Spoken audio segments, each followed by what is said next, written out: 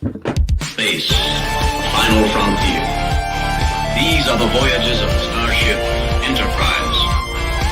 Its 5-year mission, to explore strange new worlds, to seek out new life and new civilization, to boldly go where no man has gone before. Greetings, salutations, and welcome to Retrek. I'm Captain Jim. With me, of course, is Admiral Elliot. Hi there. And Dr. Squee. Ahoy, hoy. And joining us this week, for those of you who are watching on the live stream, is Theodore, who has an interest in this episode. For anyone who's not watching on the live screen, Theodore is a bearded dragon, but for this week, he's an honorary Gorn.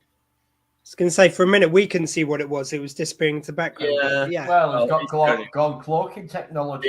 He's gonna be sat there, and hopefully won't bite me or anything during the episode. Oh, who's going to lay some eggs in Daddy? Who's going to lay some eggs in Daddy? So we're talking about All Those Who Wander, the penultimate episode of the first season of Strange New Worlds. Which, yeah, I mean, as you can, again, those of you watching on the live stream can see, we've got unique backgrounds this week. Bit of an Aliens vibe. Sorry, I thought it was like Gremlins. I got totally confused. No, it's That's like only with what happened to Heather. Yeah. Well, there's a new batch, literally hatching out. Yeah, true. Yeah, I mean, obviously, we're not the first to point this out, and I will admit, the first time I watched this episode through, I found it pretty distracting. Like, I think we've talked about how you can do episodes where you're doing storylines that we've already done, and, you know, you've got the virus episode, you've got the crew going mad episode, and so on and so on.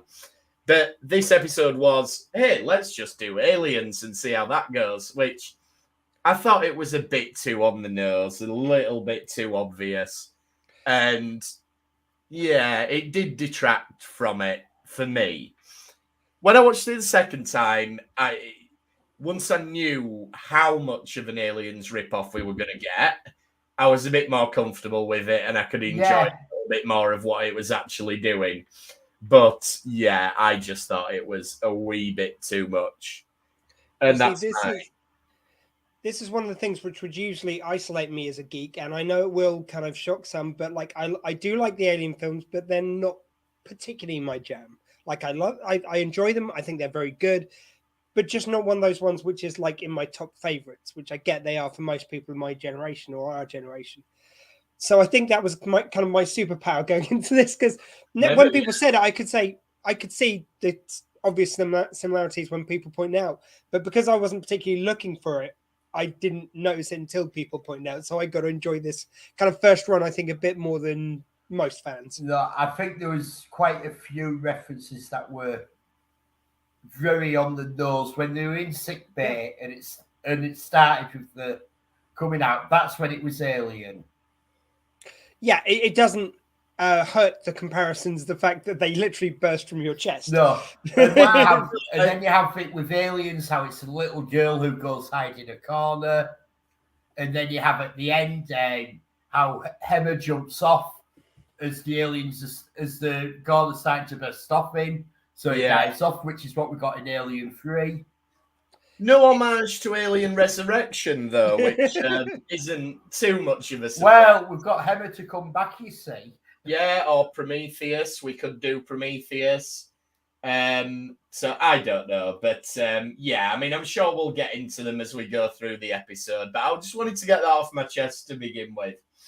Like, I didn't mind it. It didn't ruin the episode for me first time watching. I enjoyed the episode.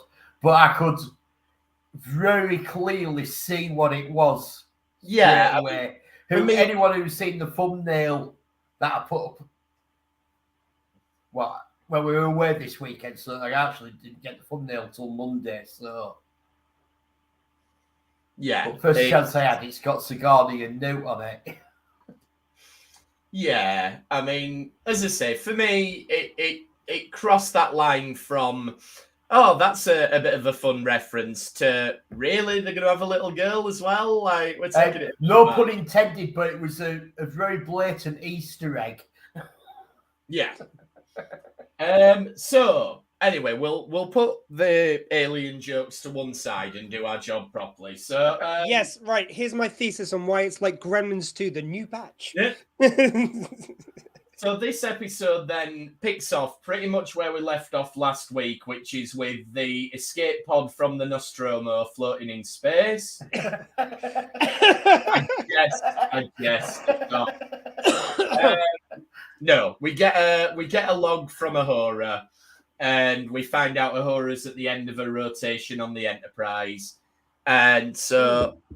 Going on sort of what we've done previously this season, you'd be thinking, well, this is going to be an out-and-out Uhura episode. But though we do get a bit of development for Uhura, this is an ensemble episode, this. Can I just also throw in the fact that something I said to you, you guys in the chat, which we have between us. I love the fact that, you know, when you watch these back, we've commented before on the fact that they put in these things which when you watch it back you go, oh, that's a reference to that and that leads to that and all this.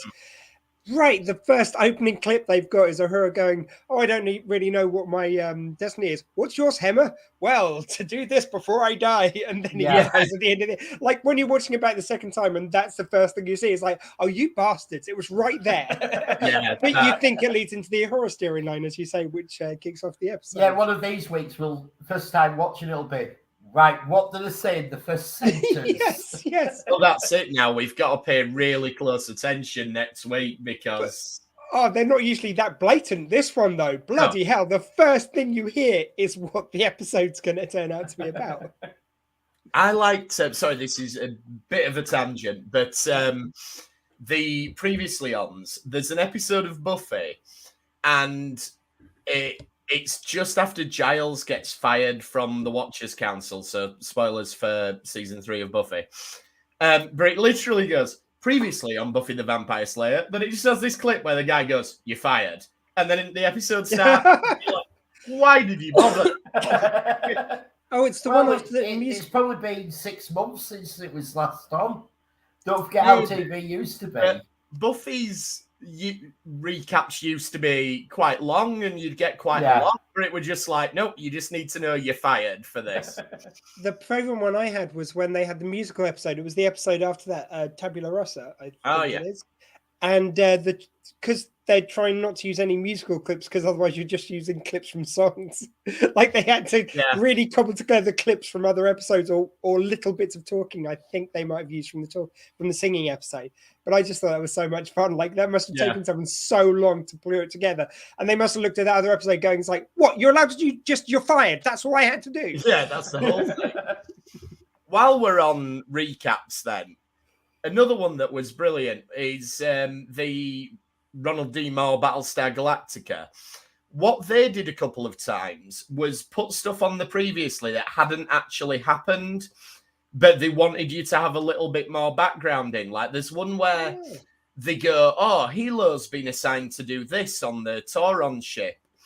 And I remember watching it, and because we like binge watched it, and I was like, I really don't remember that happening. And I Googled it, and they were like, no, we just didn't want to waste time in the episode setting it up, so we put it previously on, just to get him there at the start. I'm like, you can't do that. That's you Thank you. That goes right back to the old, which we've talked about before, your old 50s series, when they go previously. And where the last episode you saw them drive off the cliff and all die. And previously you see the car going towards the cliff. And they open the doors and jump out. Yeah, you're right. Like, no, that never happened. It's the modern equivalent of that, isn't it? Yeah. For anyone who watched Boston Legal, that was another one. They had the first series. They did 13 episodes. They'd shot a 14th one. Then they decided, as opposed to picking them up for the back half, they would go straight to the second series and retool it and all this stuff. The network decided to do this. And they had this whole filmed episode. So they showed a next time on Boston Legal, and it never happened. And when they came back, they had to reshoot most of that. Like they used one storyline from it with the few actors who got kind of taken forward into the next series. But there was so many who got cold, they had to just cut half the episode. So you've got a next time on, which never, saw the light of day. That's really cool. Yeah. Oh, well, we'll have to do like a whole episode just on previously ons. Yes. But anyway, so back to this episode. Ensign Duke gets promoted then. Wait a minute. Isn't Duke one of the Colonial Marines in Aliens? Is it? Yeah. I just really enjoyed you go like, here's a hurrah, and someone else you've never heard of getting promoted, passing through their training. Oh, and by the way, Ensign Nobody Duke is his name, is he? Like, we're going to make you a lieutenant as well. It's like, how I didn't see that Duke was going to be cannon fodder, I do not know. It was so obvious. Well, to be fair, this episode starts quite light, and with humor, it takes a sharp right turn. Yeah. And it was such a fun opener. I love the fact, you've got Pike cooking seems to be a staple we're going to get, which I love that. That's a nice little character beat. And he talks while he's cooking. That's his way of relating to the crew. And just roping Spock into doing the dishes, and he's like really pissed off look in his face. And I've been thinking about what you guys have said previously, because I do, like, for me, I think the writing has got better for Spock as they've gone along. But I'm not convinced that's purposeful character development. It just seems to be written better. It's like they've learned to write better for him. It doesn't feel like the character's developed into that. They've just written him better for who he becomes later. I think there's things that they're putting in, and it's things that are annoying him and like bugging that he's slipped up here. Is why he becomes so good later on that he does know everything about every member of the crew. And he spends the time reading records and he's up to date with everything, and it's so he don't get caught out. Oh, I more felt like it felt to me more like how they bust his chops in the original series. Like Kirk and Bones would always bust his chops if he said anything even slightly, outside of established Vulcan, whatever. And I feel like they're doing that here, and it's just so much fun to have that again, even if it is slightly a copy. That somehow with Pike, it just feels like its own thing. Yeah, I mean, I feel like where they've got Spock at the minute is that he's he's realizing that he's showing human traits, and he's getting embarrassed by it. And I think that's going to play into, presumably he takes the decision to make a major sort of, transition from where he is in terms of trying to balance it to going all out. Subduing the human side. And I think maybe that's what we're going to get. But, we'll keep an eye on it. I just feel like he feels like more of a unique Spock character now. Like at the beginning of this series, it was just, he may as well have been any crew member because he wasn't really acting that logical. I feel like we need him to be a certain amount logical to make his character pop as Spock, as something different. Again, it's fine to have him on the journey, but you've got to have him partway on the journey already. Yeah. I agree with you. I mean, he's certainly last couple of episodes, he's felt more Spockish. And just fuck whatever they're doing with the rest of the Vulcans. Make them more Vulcan. So that's my other slight, more contentious point. And while we're on the subject of Ensign Duke, or now Lieutenant Duke, I owe him a drink now. And sorry, it was Drake from Aliens I was getting him mixed up with. I apologize for accusing this episode of being more like Aliens. Ensign Duke, and I want to put this politely, is not your typical thin Hollywood actor. And I think that's really good because we never ever saw that on the original series Next Gen, particularly with the men. Can I make an argument for the original series? Because it's sort of like, even though they tried not to address it, as he went on, Kirk was certainly kind of more. He kind of reminds me. He might have been like a contemporary of Kirk, is what he made me think of, because maybe he was a little bit portly. Maybe his hair receding just a little bit, and he's trying to act like it is. Like he just reminded me a bit of Kirk. Yeah, speaking as a man who does not have the most athletic build, it's nice to see a bit of representation on telly and nothing be made of it. And we won't mention that of Kirk wearing the corset. Yes, before those days. Yes. So, they get called on the mission. Like you said, Pike doing his briefing over dinner. It does lead us to think this is going to be light-hearted. And even the way he tells a couple of jokes, doesn't he? Yeah. And Lon looks so pissed off with it. I love it. He's doing his dad jokes like, don't make me turn this thing around. And then she's just rolling her eyes. It's just so nice. Yeah. And the way they sort of talk about it is quite light-hearted, like, oh, I'll take the cadets out for another run. It'll be fine, and you can take the Enterprise I'll and have do my last this. mission with Good. them. Nothing's going to go wrong. Though I did like that it gets acknowledged that Lan's seen a counsellor. So we talked about this a lot in Discovery, how they kept teasing that we were going to deal with ideas of PTSD and things like that. And the fact that even though she doesn't seem immensely happy about it, the fact that she's doing that.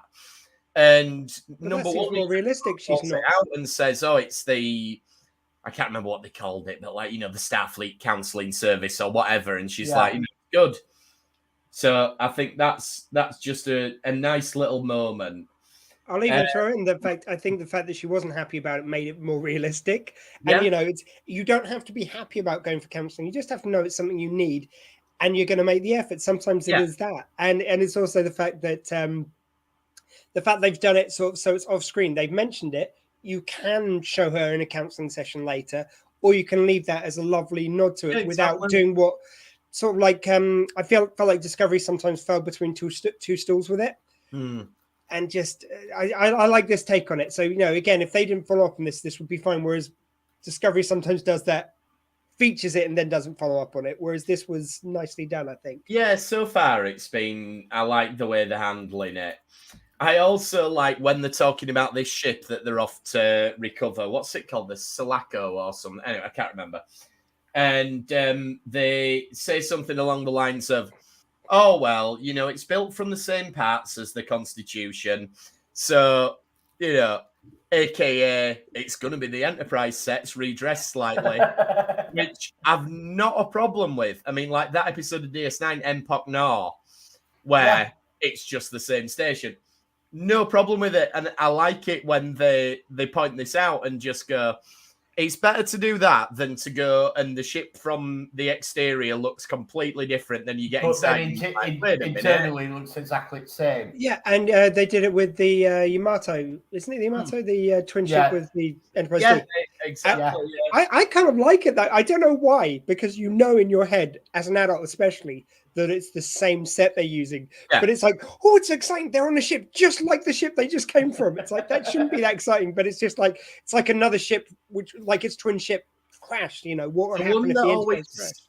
The one that always blags my head is Star Trek 2, the fact that they filmed all the Enterprise scenes, then redressed the set to be the Reliant and filmed all the Reliant scenes. Yeah. No, I didn't know that. Yeah. So there's just part of me that cannot wrap my head around the fact that they weren't talking to each other at the same time, that they were recording. Movie magic. I know it's movie magic, but... and it was in space, so it's another case of space magic. Hey! Space magic. I like that Hemmer's loving the ice planet. Like, he's like, oh, yeah. Oh, feels like home. Oh, God. And it's just me. Does he look like a bit of a rock star there? He wears his jacket slightly at a slightly more jaunty angle. He's got he does actually. Well, he's just got he's like he's on a summer outing with that weather. He's thinking it's lovely.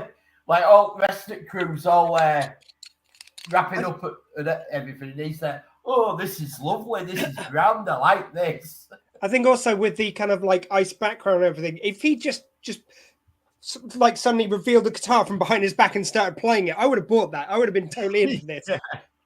Because the one thing which I was I want to say about last week's episode, one thing I particularly note with Hemner, and like in the other episode, obviously he was one of the only ones still playing himself, but he doesn't do an alien voice. Like most people in prosthetics end up doing some sort of alien voice. Like even Worf is a slightly more dialed up version of Michael Dorn's accent. You've got Pink Skin, whatever his name was in Enterprise, when he goes, I'm I'm an Andorian, Like they all feel the need to, and he just does his voice, and it's so much more effective for it because he's got quite a cool, gravelly, interesting voice anyway. And I don't think there's many cases where people are in the makeup that they, in those prosthetics, they don't end up doing some sort of voice. Maybe it's with him being blind that he doesn't see the difference of how he looks. Other people I think know how great. he looks. He can obviously feel he's got prosthetics on. But being blind, what's he relating that to? Yeah. Like, he's not looking at the makeup and going, oh, I can get a feel for this character. He's just... I never even thought about the fact that prosthetics so much influences people's voices.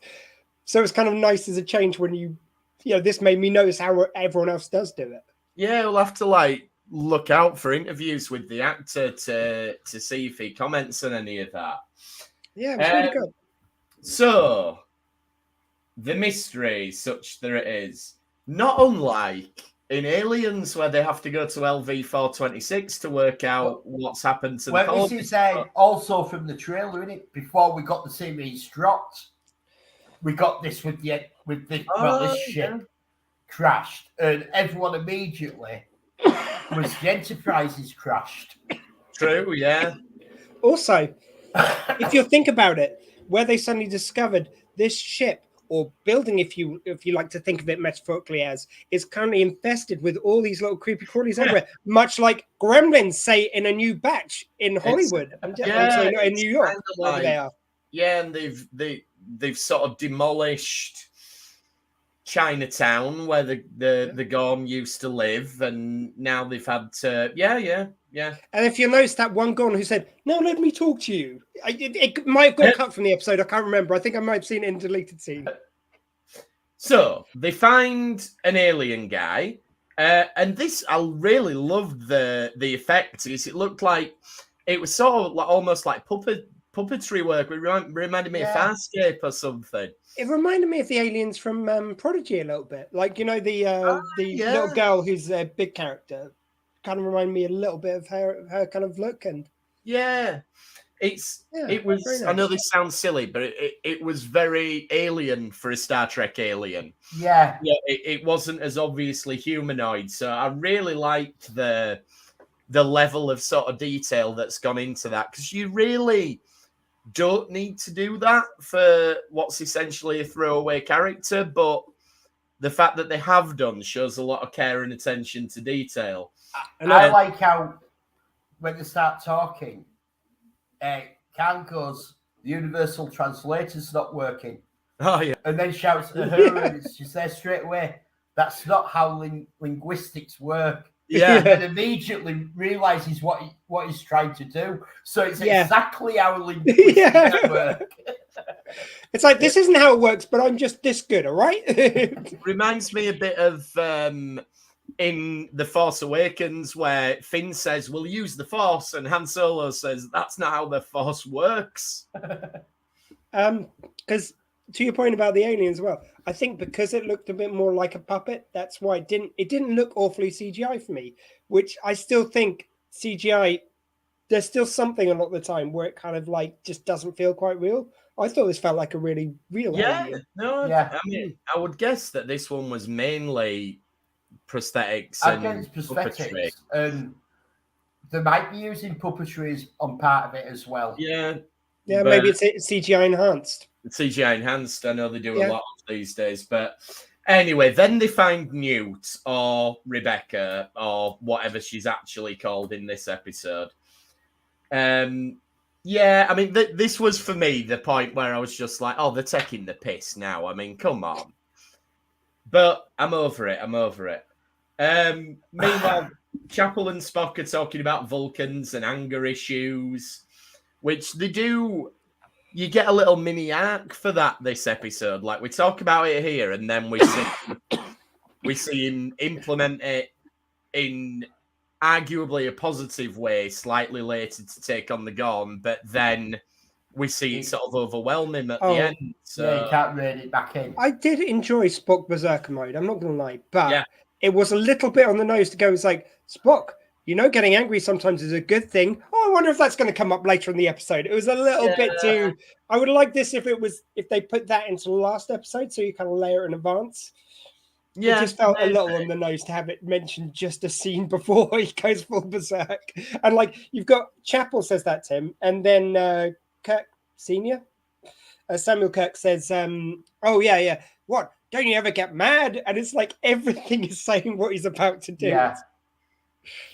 Yeah, and Samuel Kirk, you see, you get a lot of sort of antagonism between. I'm saying Kirk and Spock, but you know what I mean this episode, which I found interesting. But I've got a bit to talk about with that later on. So Then I thought this bit fell a bit flat for me, where you get Lance sort of interrogating Newt, and Mabenga says, "Don't you have a go at my daughter?" And I was like, "Oh, that's a bit." It just felt a bit clumsy for me. I get what they're going for, which is, obviously he's just kind of lost his daughter, and there's a bit of transference going on. But there's also that is. I know he's mentioned it to number one, but not a lot of the crew actually knew what was going on. True, And so they still won't know that last week he actually lost his daughter.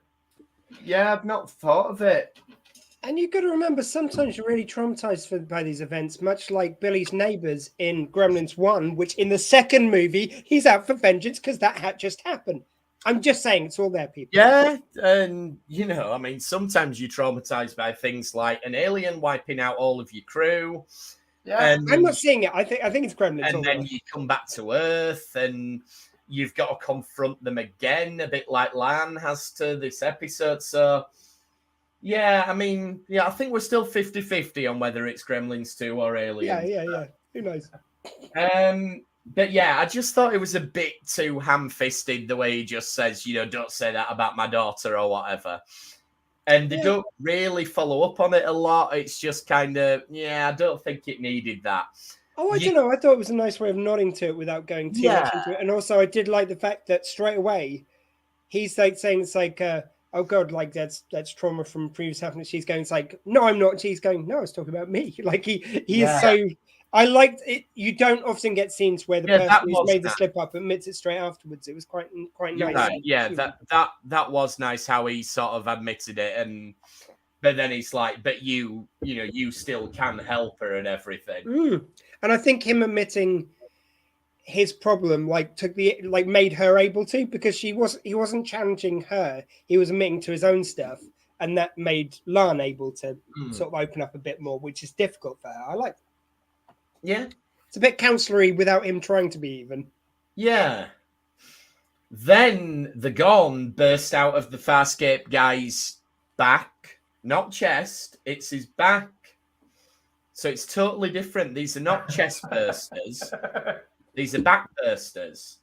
In fact, that's more like gremlins. I was going to say, how do the gremlins form? They pop out the back, don't they? They do, actually, yeah. So you're right. There you go. We'll put one in the gremlins column as opposed to how many you can have one for bursting out of the back.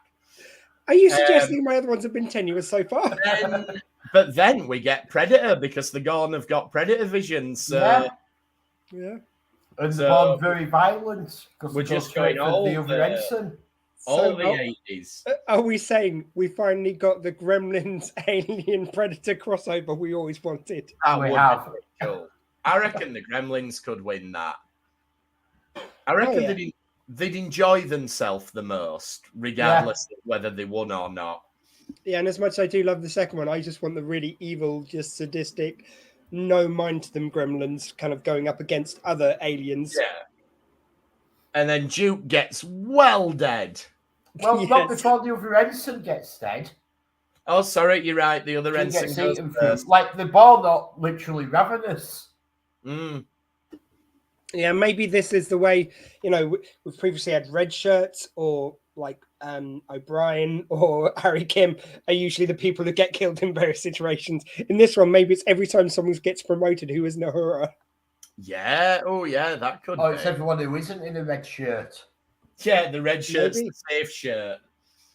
And Actually, then... no, we lose that at the end. Then Newt tells us that the crew tricked them into going outside, as well as, the fact that they mostly come at night, mostly. So, yeah, I like the fact that they have thought this through, like, okay, that's why they were no longer a threat. They got tricked to go outside, and that's how they got rid of them, but we've accidentally let them back in. Yeah. And that's why we've got a problem now. I'd also give a nod. Sorry, I know we slightly passed it, but I do also love the fact that Lan, to begin with, is really psycho on this kid. It's like, where are they? What are they doing? Tell us now. Like, this kid's obviously traumatized. The kid's still communicating with the alien to go, no, well, easy, leave her. No, she Yeah. doesn't mean it. Like the kid's being more emotionally open than she is after everything she's been through.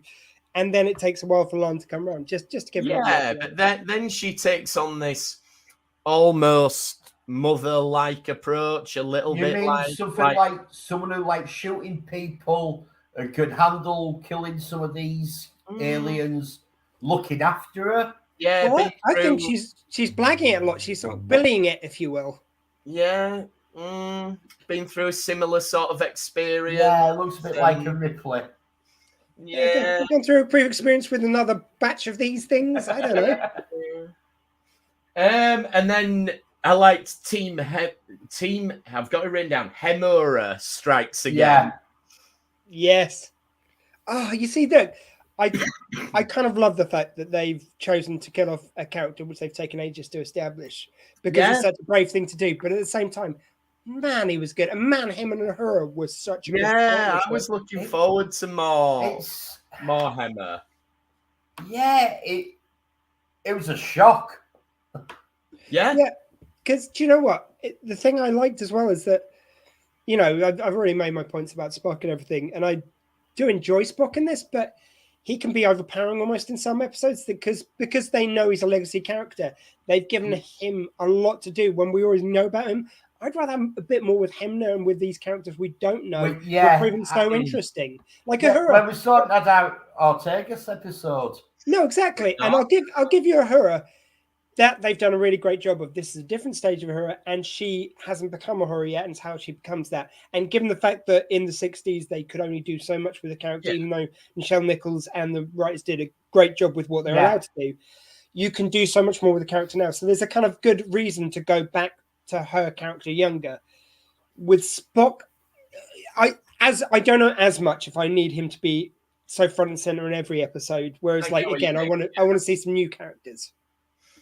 And Kirk, well, obviously not the Kirk, but yeah, Kirk starts being a bit of a dick to Spock at this point, and which it's always bothered me when you watch Operation Annihilate and Captain Kirk goes, "Oh, this is my brother George," and he's dead. And there's just that really weird bit where Spock goes like, "Serves you right for what happened on that icy planet, you dickhead." And I've wondered what that was about, and now finally, after 50 years, we've got our answer. So there you go. Yeah, I mean, that's the other thing. It's like just shoving in Kirk's brother, whereas no one ever mentions they knew his brother before. When they, you'd think Spock could go, "Oh, yeah, he served with me," or Anyway, I like the guy. Yeah. Told me a lot about emotions. CGI gone then. Better than Enterprise. Yeah. And it was CGI baby gun, wasn't it? Still, it was still CGI baby gun. So you can still in your head go, "Oh well, it grows up to look like in the original series." So we'll let that one go. Now, and if they want to show the new ones like fully grown Gorn at one stage, and they change them a bit, as long as they're true to the idea of it, that's you know, like we were saying before about the ship design. It's very true to the Enterprise, even if it doesn't look like the original one. Well, let's be honest. What they had for makeup effects and all that back in the 60s and the budget, things are going to look different now. Absolutely. We talked about the Klingons before. I know there's controversy of how they went in the 2009 movie and what they did in Discovery. But if we look at the Klingons from the motion picture onwards through Voyager into Enterprise, that look is very different to original series. Because the makeup effects are better. Yeah, and in early 2000s and recently they got worse apparently, like you say. I'm sorry, just the 2009 movie where they had armor on, which like over their faces, which is very unclean. And then you've got whatever those purple monstrosities were. I don't know. It was another disease that was going.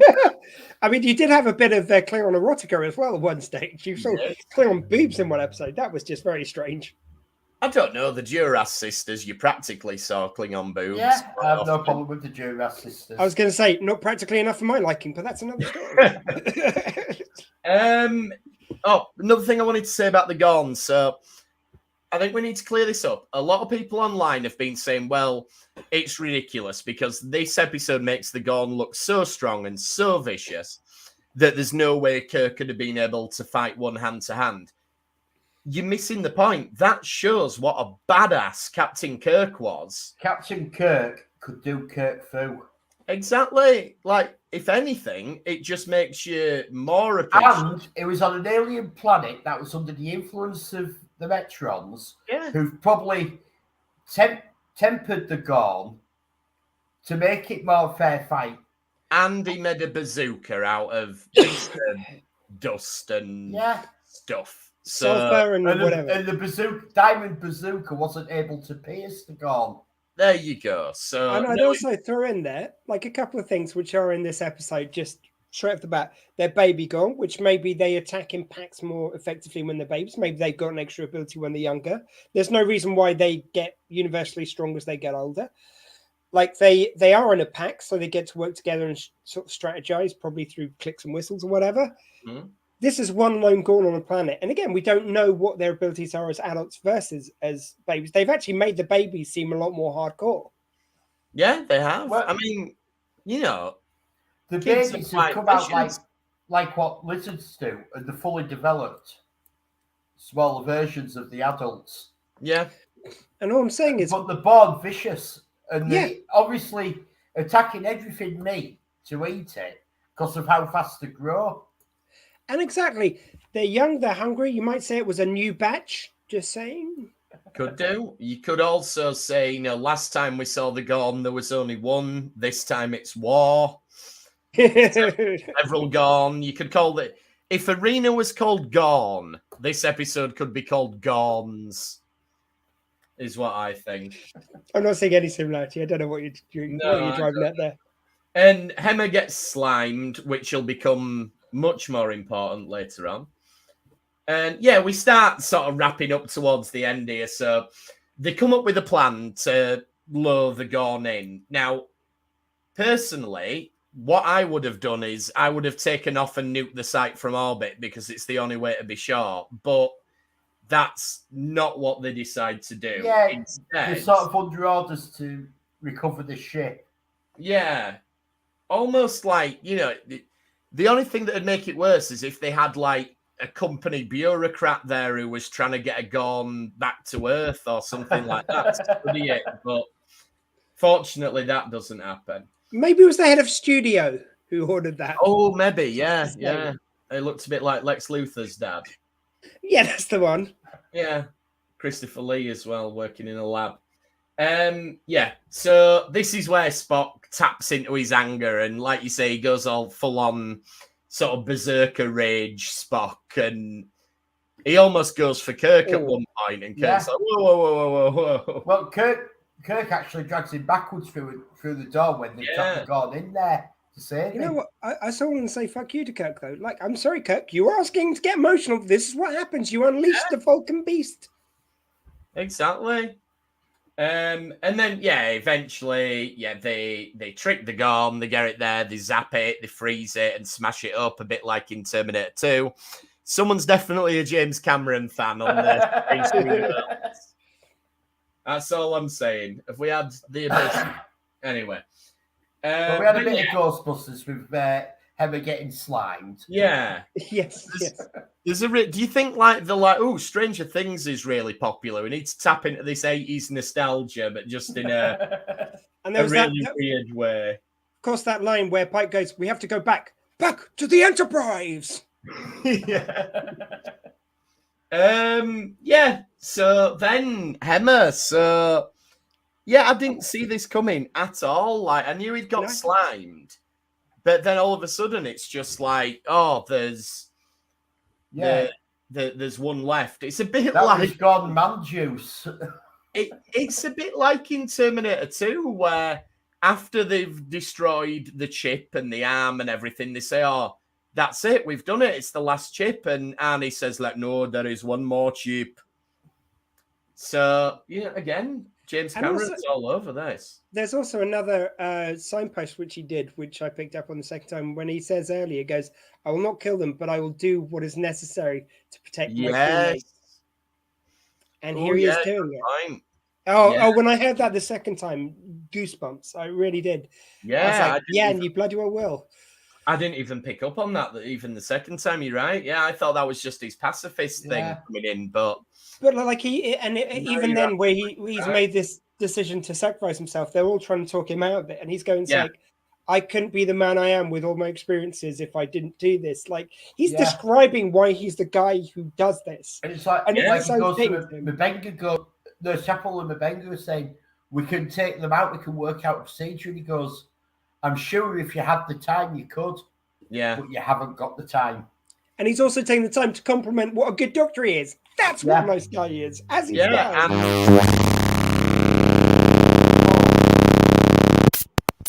I think that was my board. Sorry. No, we had some interference.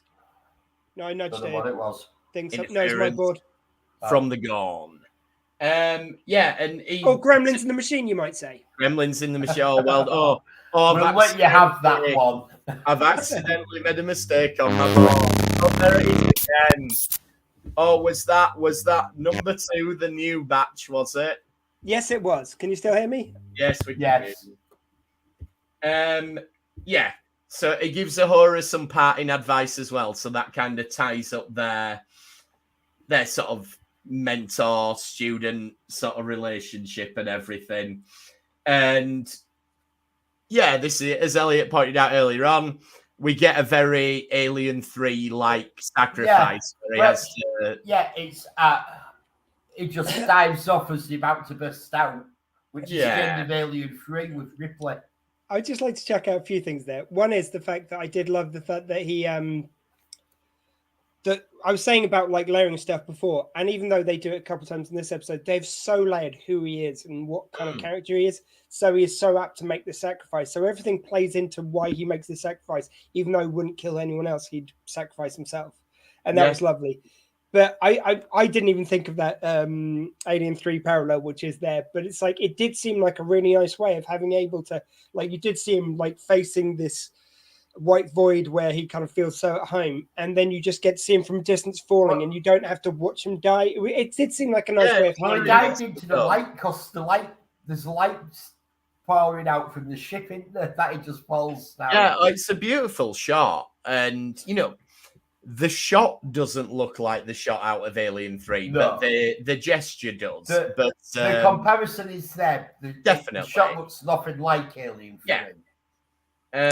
And you want to be able to feel like you see the moment of death without seeing it too graphically on this episode, because like when you have such a point of moment, you didn't all over the rocks and exactly it would have busted out of him.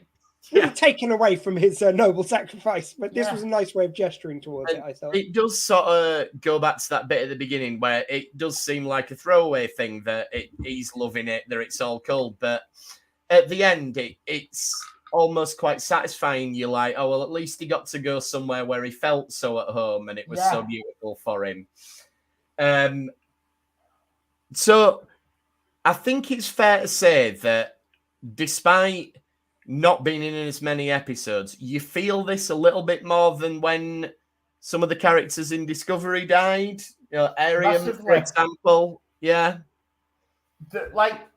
It just shows how much better written Strange New Worlds has been. In 9 episodes, we've had he hasn't even had his own episode. No, and he's been there in all of them. But they've developed his character. It feels like in Discovery, you would have written this episode without all the ones preceding it, which layers in his character. So they do oh my God, look, we really like this guy. They tell us at the beginning of the episode just to kill them. And it's like, that doesn't have the same gravitas if you build it up over 9 episodes. Yeah. But it was a shock because they've done such a good job of working on his character. And I'd heard nothing about him leaving the show. No, me neither. I think they've done well at keeping that very quiet. To say that they're currently filming season 2, It's nearly finished, hasn't it? Nearly finished. Yeah, we've seen photos of Kirk from that. Unless they do a Shax from Lower Decks and yes, he's fought his way back from the giant hamster wheel. Well, like you say, they haven't done Alien Resurrection in this episode, so maybe we have to back. You're right, that could be it. The search for Hemner. We've got that to look forward to. So yeah, it's when they were doing the funeral and you heard that little sting they do, like yeah. But they do say in sci-fi, no one is definitively dead. There's is it Ben Parker and there's someone else who's not allowed to come back? It was the Marvel thing. They used to say there were 3. They said there was Uncle Ben, Bucky, the Flash, and Jean Grey. And it's like DC, two of them have come back from the dead now, so it's only Uncle Ben. He's the only. Well, for a long time they said that in DC that they wouldn't bring back the Flash in the comics. Yeah, but yeah, they have. yeah. My DC keeps resetting it, doesn't it, with these infinite crises and stuff like that. But so I think Uncle Ben's the only truly dead Marvel character for now. Then we get the final sort of bit with Spock where he has a paddy after the funeral, and I thought him and Chapel were when he hugs her, when he grabbed her hand, just for a second like he's about to kiss her, doesn't he? I thought I really felt they've been good at building the tension between them, but this one I was like, they're gonna do it, but they didn't, so there we go. Again, I think we're heading towards why she goes off to Roger Corbin. Yeah, I think so. I think she gets fed up of being shunned by Spock. Yeah, I could see that if she went away and came back years later, that could reset their friendship. That's probably the most satisfying way they could do it. I'm thinking there's some heartbreak coming, and maybe Roger Corby's a rebound guy. Yeah, I don't know. Well, I'm enjoying it. I'm putting any potential continuity issues to one side. Moment to moment, I'm enjoying what they're doing with this at the minute, and I'm still giving them benefit of the doubt that it's not going to destroy the universe when we get there. Can we also give a little shout to Debner's thing in the funeral? Like, I felt this was a little bit dumb. I'm sorry. Look, I know it was a wonderful, not Debner. Sorry, Ortegas. Pardon me, Ortegas. When she's there at the funeral and she's going, it's like, I hate funerals. If Hemmer were here, he'd say something funny and we'd laugh, and it wouldn't feel like a funeral. If he was here, it wouldn't be a funeral. Sorry, that just pissed me off. I don't know why. There was an excellent lieutenant there. Say again? Oh, yeah, it'd still be a funeral. It'd just be Duke's funeral. Yeah, What's she saying then? If Hemmer was here, we wouldn't give a shit about these two. We'd just be lads. Yeah, it doesn't make it much better. For a second there, you had me, Elliot. Now James has made a good point there. Yeah. Do you think that she was giving a little foreboding when she goes, it was the best engineer I've ever served with? Think we're going to get Scotty come on board? Maybe, yeah. I'm wondering. You thought he was good? Is it too soon for Scotty? I think it's too soon for Scotty. I wouldn't mind if we get a different engineer that's not Scotty. Yeah, I'd be quite happy with that. We know at some point it changes over to Kirk, and there's no reason that the entire crew gets rotated. No, you might have 50 crew members get changed with Kirk, but you're not going to have everyone leaves the Enterprise when Pike retires. No, but I'm just thinking back to at least one kind of book where they showed the first mission for Kirk. And I don't know, maybe it's just like I am that geeky that I want, because Scotty was on the ship when he came on and that. Yeah. It would mirror that very nicely. If you read Kirk's autobiography, I think he brings Scotty over. Because you see, Scotty though is a. If you're going to ignore that, though, Scotty is one of the ones who are more apt to be there already because he's an older crew member. And he knows the ship. Yeah. As it says, like the back of his hand, Yeah. And apart from the beam. Yeah. But that was the new ship. He knows this one like the back of his hand.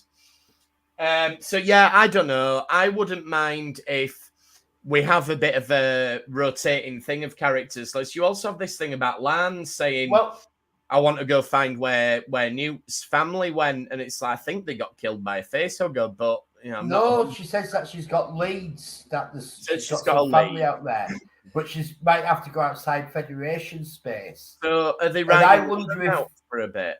Well, I was wondering if next season you have to go rescue Lan. Maybe, yeah. So Well, apparently they penned a scene after that where she does go off in the shuttlecraft, and you just hear from Hemner's funeral. They just play New York, New York. So it's a touching scene. It's a shame they dropped it. Really? yeah, I think what actually happens though is she goes off in a shuttlecraft and it crashes on like a prison planet, and she has to shave her head. And another one of the Gorns somehow got there, and it's killing people, but because it's a prison planet, they haven't got any weapons and things, so they have to, like, I don't know, like trap it in a big iron press or something like that. And then they line up the hexagonal little escape pods, which they hide in earlier. They line them up to make Hemner's face. It's beautiful. Yeah, it can all happen. And then Uhura, right at the end, has a good look at the comms console, and we get the Star Trek fanfare. Yeah, I think that was her deciding that she's staying in Starfleet. I think obviously, yeah. She's decided that's the place. And I know I'm just a complete sucker for this sort of stuff, but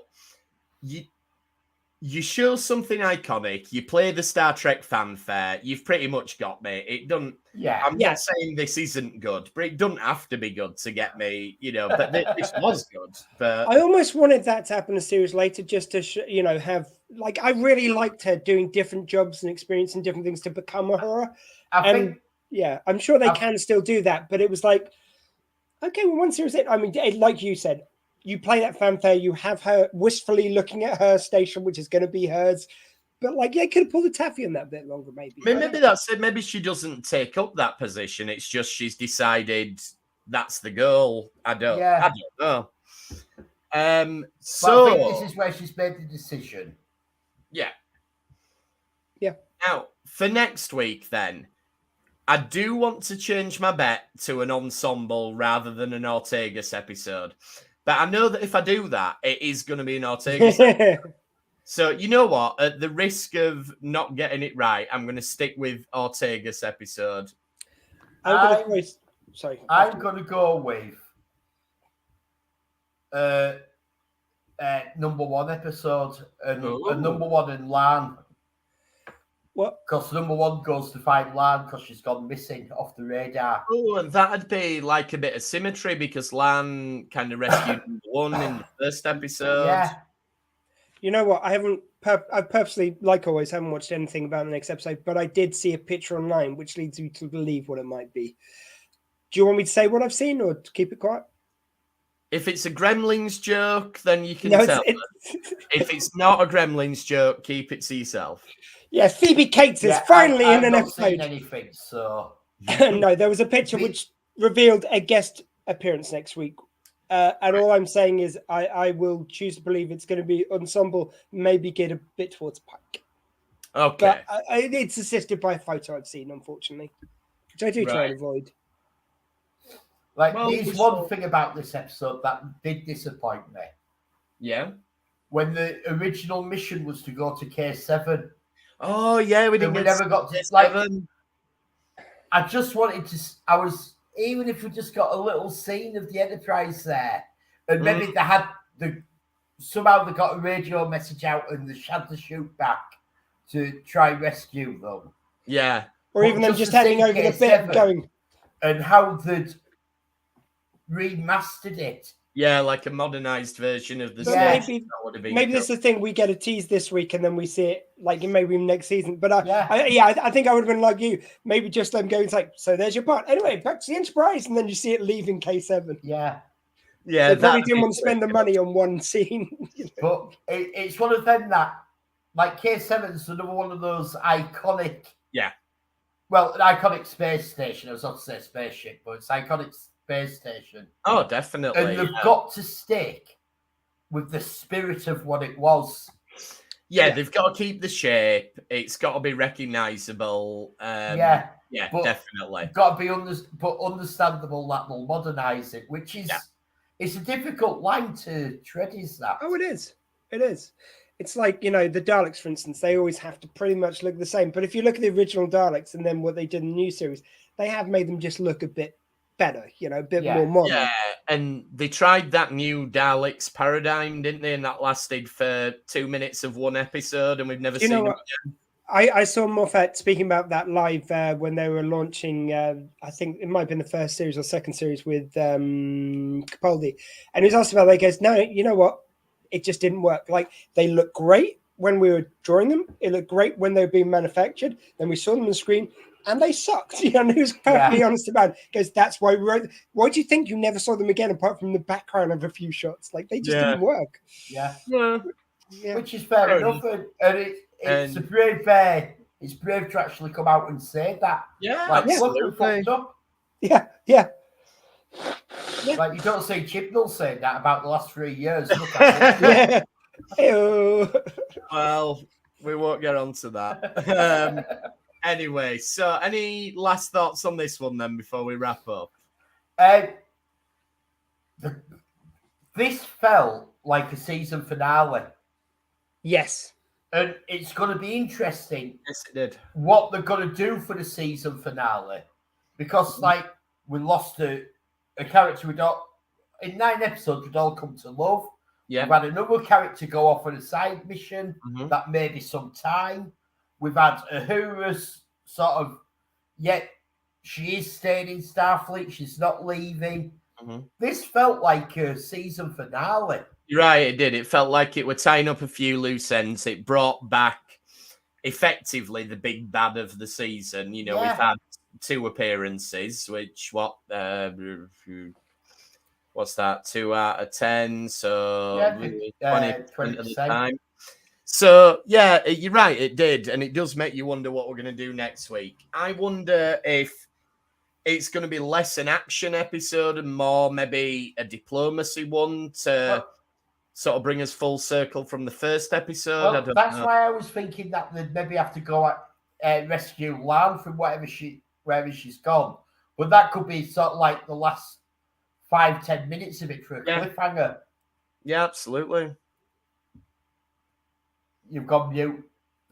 I think what's possible with this one, because as you say, they've wrapped so much up in this episode, is you do an episode where it leads on to the next series. So you do a really nice cliffhanger. And you've got so many thread lines which are still active, so you can pick up with Lan and have her doing her mission. Maybe she either completes it and comes back just for the end, like showdown, whatever that is in this episode. Maybe she doesn't. Maybe that's led on to the next series as well. I just think there's so much, like, they've got Cyborg out there that's been mentioned, so that could be the focus for last episode, leading on to him being a main character in the second series. There are some really exciting things I think you could do with it, but yes, you're right, Elliot. Given this episode was so strong as a season finale, basically, if the next one doesn't nail it, it'll look like the poorer cousin because of that. So they really have to. That's one of the scary things, because so far this is 9 solid episodes. I'm going to say 8.5. I still disagree with that one where they didn't win, where like effectively the Enterprise didn't do anything. For me, that was not a solid hit. Which one? The one where, like, at the end, the kids like plugged into the machine, and Pike just ends with a shot of Pike sulking. Basically, I still thought that was a really good episode. To me, I didn't like. I don't want an episode where Starfleet and the Enterprise out and out loses, and it felt like. Did you ever used to watch Terrorhawks? No, I know there's shows which do that. It's like it was a big deal with Terrorhawks that you didn't always win at the end of an episode. Sure, and there are shows like that.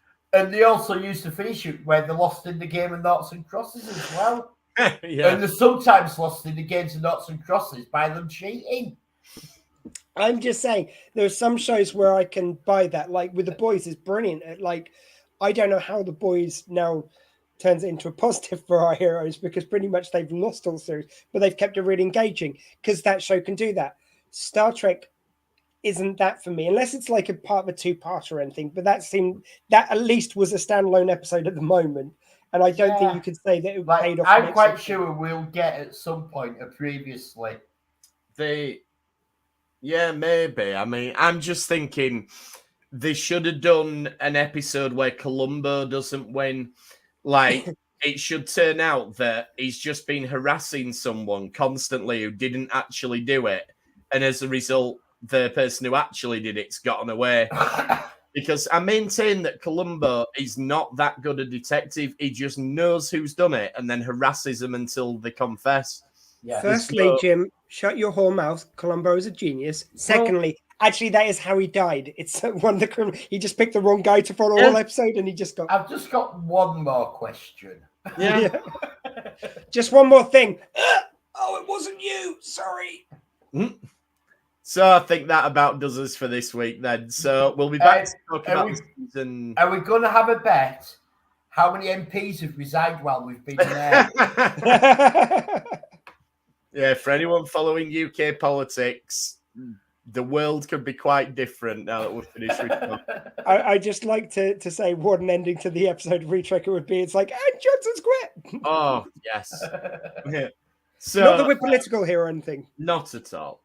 So, yeah, if you want to get in touch with us about Star Trek or even about the current state of the UK political world, or Alien, or Gremlins, or Gremlins. Ghostbusters, You or know what? Terminator, Anything. or Predator. anything geeky.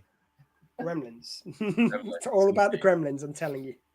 So, yeah, you can hit us up on Twitter. We're at RetrekPod. You can email us retrekpod@gmail.com. You can check out these videos on YouTube, as well as Elliot's model building videos, which is under Retrek Model Studios. Dr. Squeeze lighting up the airwaves on, what's the name of the radio station? It is SW20, the new sound of South Wales. And this Thursday, actually, if you want to join me tomorrow at, I'm not going to forget the time, I think it's 6:30, but please do look it up. I'm interviewing Darcy Weir, who's talking about his documentary about cryptocurrency, which will then be on my radio show next Tuesday, 6 till 8. I've been watching the documentary. It really is fascinating, and it just breaks down what cryptocurrency is. I must admit, even though I think this does one of the best jobs of breaking it down, it's still one you have to listen all the way through because cryptocurrency is bloody complicated. Yeah, I don't get even it. if people break it down, No, but I like don't get it. it's one of those things whereby this is the best stab at breaking it down, and it does make sense, but you've got to kind of watch it. Yeah. So like when you're usually checking your phone, you pause the thing because you can't miss a second, otherwise it will be Greek. But please do join us. It's going to be a blast. And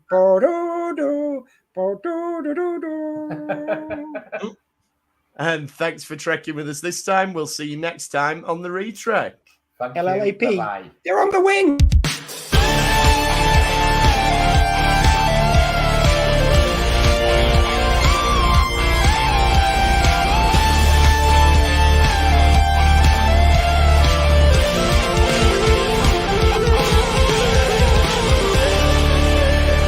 Fascinating.